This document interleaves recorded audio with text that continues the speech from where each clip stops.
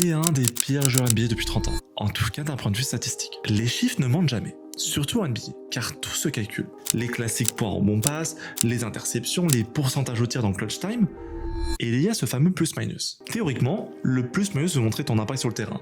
Est-ce que tu es le héros de la soirée ou plutôt le boulet de ton équipe? Et parmi les 5 pires plus-minus de l'histoire, on a Sharif Abdul-Rahim, Ricky Davis, Jerry Jack, Bismack Biyombo et Zach LaVine.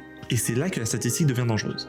Oui, on va parler de Zach LaVine, car cette stat résume parfaitement ce qui se passe dans sa carrière. Évidemment que c'est pas un des pires joueurs de sa génération.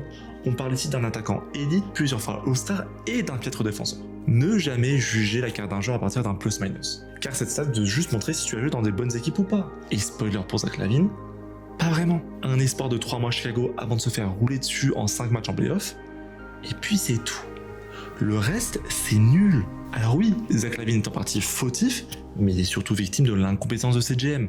Car aujourd'hui, Zach LaVine, on en parle plus à la table de Jeremy Grant plutôt que de Chris Middleton. Et ça, c'est mal. Alors, pire joueur de sa génération, certainement pas. Statistique inutile, sûrement que oui.